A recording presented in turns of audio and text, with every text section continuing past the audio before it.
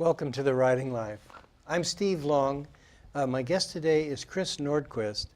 And Chris, among other things, is, I'm going to get you in a minute, is an editor. And I want to call you Dr. Nordquist. Oh, well. Yeah, that would be accurate, right? Yes. Okay. But, and you teach writing? Yes. Okay. And I was teasing with, but you have a PhD, but you are also a book doctor, is that? A book doctor, I suppose so. Yeah, because Yeah. that's a term. That's a great term. I've never thought to call myself that. Yeah. But So, yeah. well, you're welcome. Yeah, I have a doctorate in English literature, and I Yeah. teach the writing classes at Portland Community College. But on the side, I do a lot of editing. Yes, and that's really what I want to talk about. I think, I think any book is collaborative. Oh, for sure. No matter, you run ideas by people, you have early readers and so on, but an editor is such an integral part of that process. And I don't want to steal your thunder, but talk about that a little bit. What you bring to it, what you can do. That's what I do love to do. I love Yeah. working with people. Yeah. And you're right, it's a co-creative effort.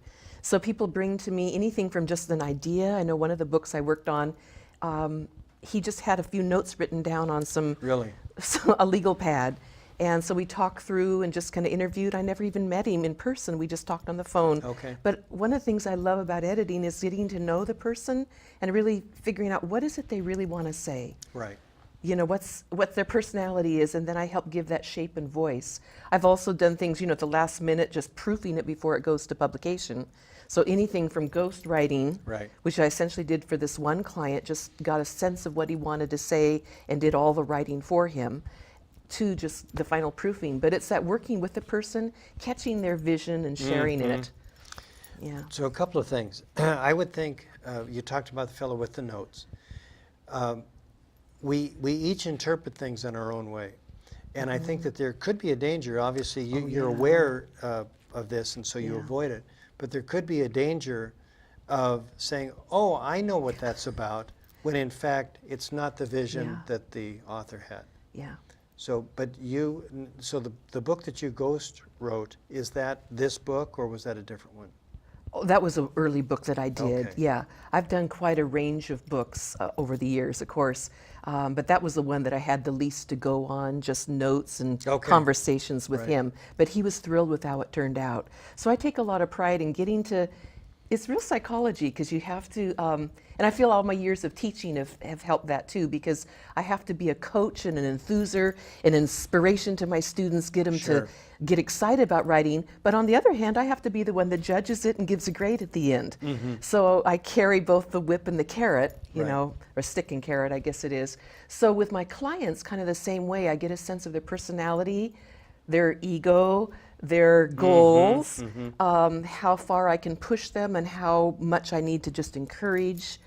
And I have to be real careful that I don't take over their project, because that's easy to do. So I love this. I love this discussion. No, so you say you push, or you Yeah, because sometimes test that they limit. need to, So give an example of pushing without taking over the project. In other words, when you push, it doesn't become your project. So where's that line? And you have to be super tactful. I mean, I think I have my best doctorate in tact, Yeah. because I have to be very gentle. But sometimes I see the plot, like maybe they've introduced some characters early on and had a couple of scenes that as a reader, that fresh pair of eyes, I'm thinking, oh, she's going to bring that in later. Well, then she doesn't. Right. So I have to say, well, what about those pair of shoes that you left sitting on the porch? Are those going to, oh, I completely forgot about them. Yeah. So what's fun then is I'm That's able to point things Chekhov's out. rifle. Yeah. Right? Yeah, I never thought about that. Yeah, you wonder, what's it doing there? Why is it there? So I'm, lots of times maybe the plot's taking an arc that doesn't really work. The other thing I really notice is everybody has a tell, just like in Gamblers. Some people have certain ways they frame their sentences that are repetitive and redundant. And they don't even know they're doing it. So I'm able to say, you might want to reword this differently. That's about the 8th time now I've heard this same word or phrase within the past 3 pages. Or even length of sentence, or subject, verb, object. Or there's a pattern to that. Yeah. So when you use the word edit, I think I know there's at least two kinds of editing. One is line edit and one is Right. copy edit. Could Yeah. you, am I Yeah, right? exactly. Okay, so what And are my the differences? specialty is more line editing, but I do copy edit. Copy editing is when you look at the overarching plot and plan of the entire book, and you look Okay. at the scope. And so maybe you're seeing that the plot's getting off base, or you have too many subplots going, or you need deeper characterization. So you're looking at the overall picture of the book. And I do that, and I really enjoy it. I'm working on several fantasy novels with clients right now, and it's so fun. Is But it? sometimes they can get overwhelming because they have just maybe too many subplots going. Sure. They're trying to be another Tolkien or something, so you have to rein them in a little bit. But line editing, this is where my English professor hat comes in, because I'm really good about the semicolons and colons and commas. God and bless you. exactly. Oh, I know. Somebody's got to I'll be do it, right? calling. Yeah, that's me. Yeah. I'm fanatical about getting that stuff right, because the thing is, writers all know what they want to say. I mean, it's in your head. You know Sure. exactly what Yeah. you mean. But the reader only has those cues to go on. So if the punctuation's not correct, oh my gosh. So I go in and clean it up. And so I love taking lines that maybe are just too long or incongruous, or they just get overstuffed, or they don't make sense. And I clean that up and make it really smooth. So The fellow's name escapes me. He wrote Jurassic Park, and oh, right. so tall. Yeah, I can't think of either on the And spot. he, Yeah. he went to Costco, I think, and got commas by the pallet. They're just in his, they're just commas all over the place. Bless him. Yeah. Commas are necessary. Well, I don't think to this extent they are. Yeah. But that's one that, and Yeah. again, I'm not an expert at that, Yeah. but it struck me. Yeah. And then my little editing story, I heard an interview with Stephen King's editor. Oh, really? And Stephen King was In the room, right there. apparently, Yeah. this was on the radio, but apparently he was. And I thought, you have to be pretty darn confident to correct Stephen Oh, King. yeah.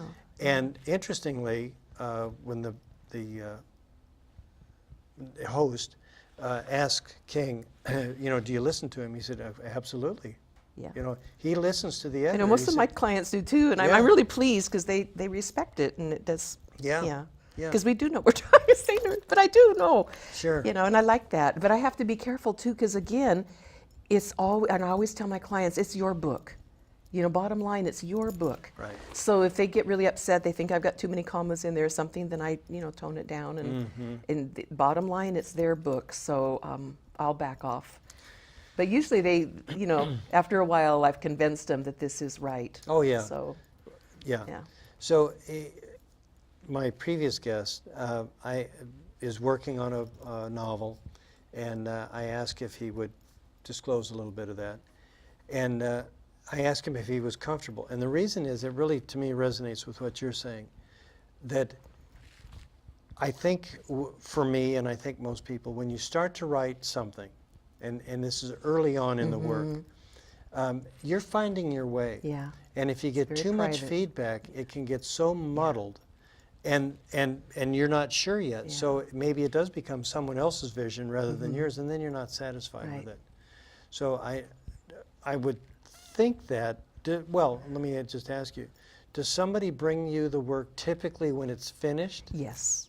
rather Typically. than early on? Yes, typically they bring it when they've done as much as they can, and then they just want it cleaned up before it goes on to publication. Right. But sometimes it's been fun. I've got a really good working relationship with one young woman who's, we're on her third fantasy novel together. Oh, boy. She's so gifted. I started with her when she's 22 years old. Yeah. Brilliant storyteller. But she's really upfront. She goes, I hate punctuation and all of that stuff. You clean it up, I'll write this story. And we do have a really wonderfully collaborative effort together, because she writes the story and then I go in behind her and just sweep it up. But as I'm going, sometimes I notice things and I'll point out to her and she'll, oh, that's a great, I'll add this later on. And plot. that's the copy editing part. Is Yeah, that right? Yeah. Yeah. But she's written, like right now, I think we're on about chapter 16 of her novel, which will have about 35 chapters. So she's showing me chapters as she gets them cleaned up and ready, but we're going to work side by side, because then I might notice things early on that will help shape her later, and that'll get into the copy editing. Right. But the line editing is mainly what I do for her, just the cleanup, because she's a marvelous storyteller. I'm so impressed with writers. I mean, I write too, and I won a lot of writing awards in college and grad school, but Everyone says, how come you're not writing books? Well, one, I need a paying job to do it, you know. Sure. So I make my money teaching and editing. But also, I don't have that burning desire to tell stories like my clients do. Mm-hmm. They have something they're eager to share with the reading public. And my joy is coming alongside and helping them get there. I really love doing that. You know, I would think this has always been the case. In other words, Mark Twain, maybe, I'm sure he had an editor too. But I think in the time that we live in now, we have such an opportunity. Individuals can do this. Oh, Individuals yeah. can express themselves. Yeah. And what great timing for you to be Yeah. able to come along and help them, Yeah. assist them. Because self-publishing is so easy, we do get some. I read a book. I tried to read a book. I couldn't get through it. That the fellow was a clever writer, but it was like a first draft. Right. And I right. thought, gee, you're so good that Right. if you just had an editor Yeah. to kind of whack you a little bit. Can I take you on tour with me and you Yeah. can sell my services? Because that's exactly it. William Zinsner, who wrote on Writing Well, a classic on how to write, just a brilliant man. He's just recently died, I guess a year ago, but he actually says in his text, few people realize how badly they write. Of course. And it's kind of true because, like I said, it's all in you and you know, but so many people are content with just their first burst that gets on the page. But the readers, like you said, they look at it and say, oh, I don't know. And so if a little cleanup goes a long way, just getting in there and tightening it up. So editors, we're important. But a lot of people don't want to spend the money or, take that Well, step. That's part of it. Yeah. But I think you hit on something, at least with some people, and that is, it must be brilliant because I wrote it.